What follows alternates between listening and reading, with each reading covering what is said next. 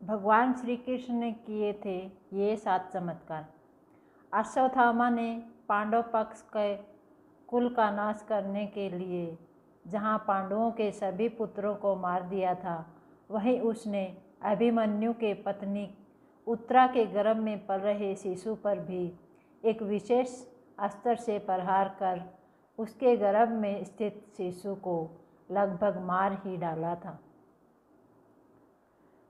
भगवान विष्णु के 8वें पूर्ण अवतार और हिंदू धर्म के पुनर्संस्थापक लीलाधारी श्री कृष्ण ने यूं तो कई चमत्कार किए थे, जैसे जन्म लेते ही जेल के दरवाजे खुलना, यमुना में उफान के बावजूद यमुना द्वारा रास्ता देना, बहुत ही छोटी सी उम्र में पूतना, कालिया, नाग, कंस, चाणूर और मुष्टिक का वध करना। लेकिन हम यहाँ सिर्फ 7 ऐसे चमत्कारों के बारे में बताना चाहते हैं जो कि सिर्फ कृष्ण ही कर सकते हैं। एक समय बाल कृष्ण अपने सखाओं के साथ खेल रहे थे। बलराम ने देखा कि उन्होंने मिट्टी खा ली है। उन्होंने बाकी सखाओं के साथ मिलकर माँ यशोदा से इसकी शिकायत कर दी। यशोदा मैया तुरंत आई और कान पकड़कर पूछने लगी कि क्या तूने मिट्टी खाई है। भगवान श्री कृष्ण अपना मुंह बंद करके गर्दन हिलाकर बताने लगे कि नहीं मैया, मैंने मिट्टी नहीं खाई है। माँ ने कहा, मुंह खोल, तेरा देखती हूँ कि खाई है कि नहीं। भगवान श्री कृष्ण ने मुंह खोलकर कहा, ये सभी मित्र झूठ बोल रहे हैं मैया। ऐसा कहकर श्री कृष्ण ने अपना मुंह खोल दिया।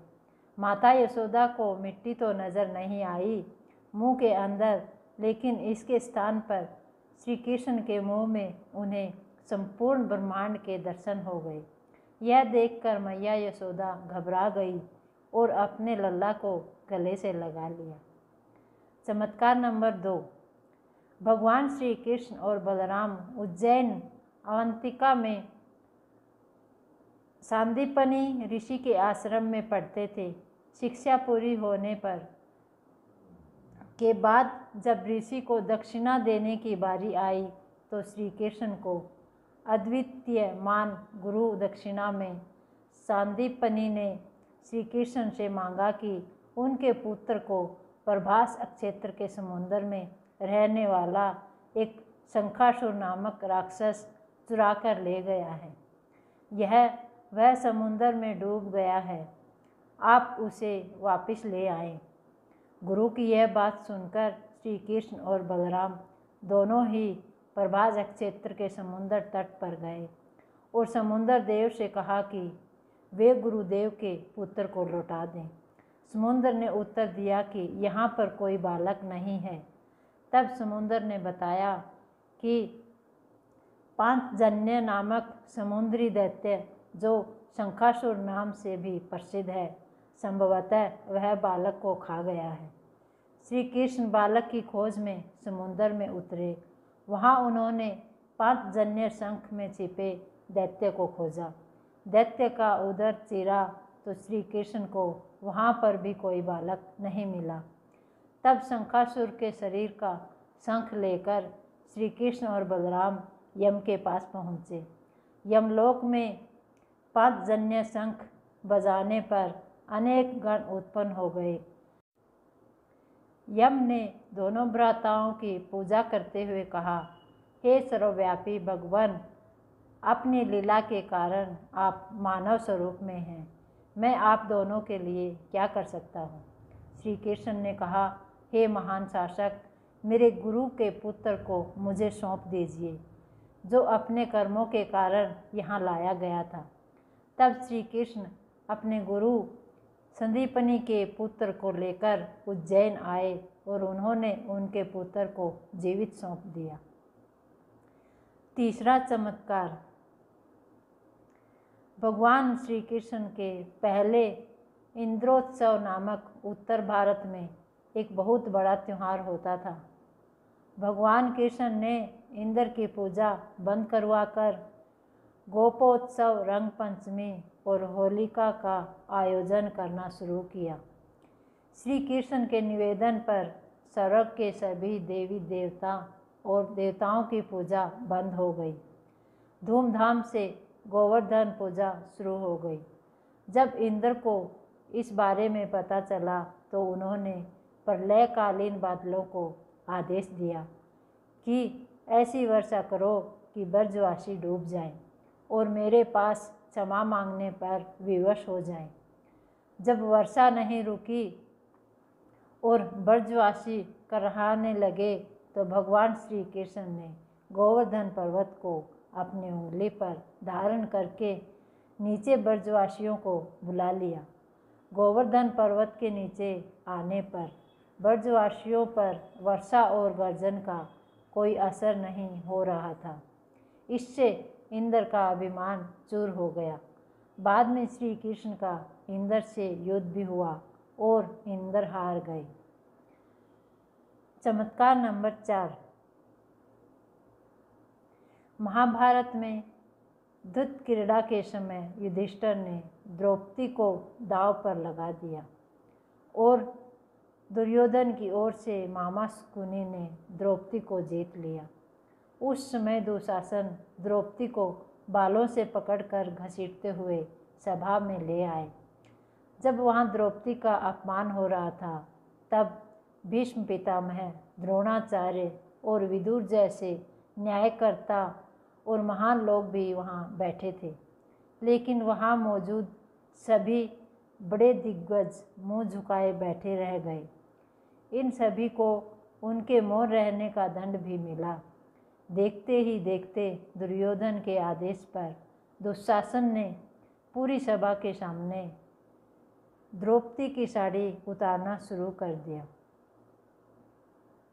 सभी मौन थे।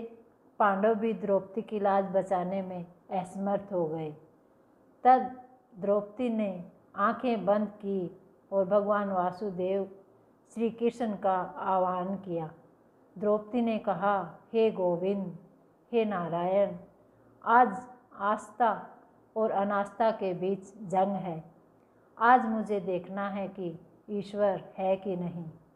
तब श्री कृष्ण ने सभी के समक्ष एक चमत्कार प्रस्तुत किया और द्रौपदी की साड़ी तब तक लंबी होती गई जब तक कि दुशासन बेहोश नहीं हो गया और सभी सन्न नहीं रह गए। सभी को समझ में आ गया कि यह कोई चमत्कार है।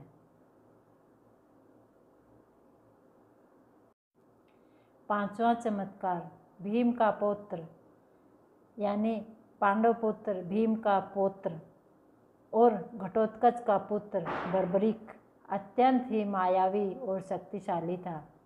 बर्बरीक के लिए 3 बाण ही काफ़ी थे, जिसके बल पर वे कौरवों और पांडवों की पूरी सेना को समाप्त कर सकते थे।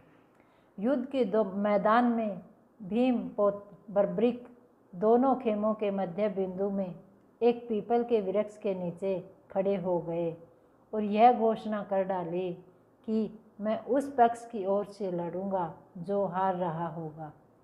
बर्बरीक की इस घोषणा से श्री कृष्ण चिंतित हो गए।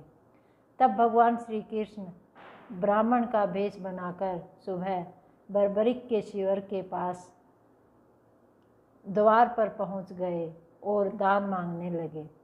बर्बरीक ने कहा, मांगो ब्राह्मण, क्या चाहिए? ब्राह्मण रूपी श्री कृष्ण ने कहा कि तुम दे न सकोगे। लेकिन बर्बरीक श्री कृष्ण के जाल में फंस गए और श्री कृष्ण ने उससे उसका शीश मांग लिया। बर्बरीक द्वारा अपने पितामह पांडवों की विजय हेतु स्वेच्छा के साथ शीश दान देने से पहले कहा, हे प्रभु, मैं यह युद्ध देखना चाहता हूँ। तभी श्री कृष्ण ने उसका शीश एक ऊंचे स्थान पर रखवा दिया और आश्चर्य यह हुआ कि कटे शीश से बर्बरीक महाभारत का युग देख रहा था। जब बाद में उससे पूछा गया कि तुमने महाभारत के युद्ध में क्या देखा, आपको कैसा लगा, तब उसने जवाब दिया कि मुझे तो दोनों ओर से श्री कृष्ण ही लड़ते हुए दिखाई दे रहे थे। बर्बरीक के इस बलिदान को देखकर दान के पश्चात श्री कृष्ण ने बर्बरिक को कलयुग में स्वयं के नाम से पूजित होने का वर दिया। आज बर्बरिक को खाटू श्याम के नाम से पूजा जाता है। छठा चमत्कार।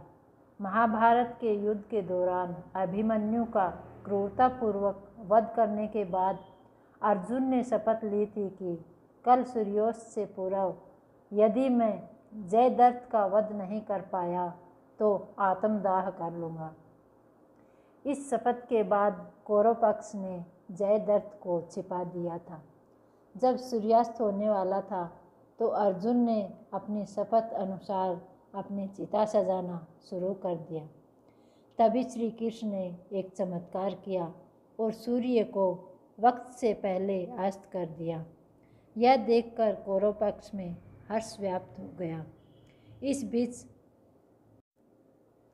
जिज्ञासावश छुपा हुआ जयद्रथ भी हंसते हुए यह नज़ारा देखने के लिए यह सोचकर बाहर निकल आया कि अब तो सूर्यास्त हो ही गया है। जब श्री कृष्ण ने जयद्रथ को देखा तो उन्होंने अर्जुन को इशारा किया और तभी सभी ने देखा कि सूरज निकल आया। अभी तो सूर्यास्त हुआ ही नहीं है। यह देखकर जयद्रथ घबरा कर भागने लगा, लेकिन अर्जुन उसे भागने का मौका दिए बगैर उसकी गर्दन उतार दी। सातवां चमत्कार।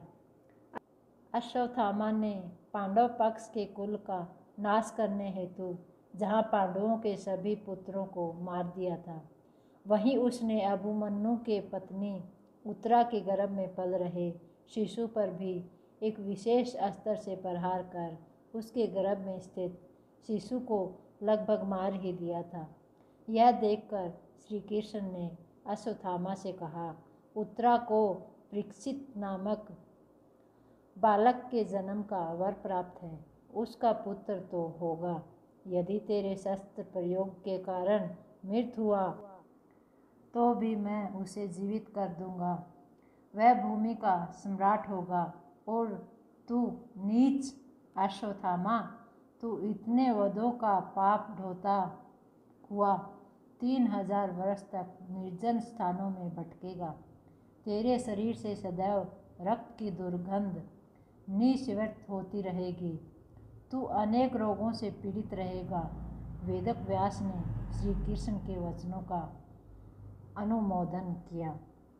तो दोस्तों, यह थी श्री कृष्ण के चमत्कारों की कथा। अगर आपको कहानी अच्छी लगे तो कृपया लाइक करें और चैनल को सब्सक्राइब करें। चैनल सुविचार आपके लिए ऐसी ही कहानी लेकर आता रहेगा। मिलते हैं एक नई कहानी के साथ।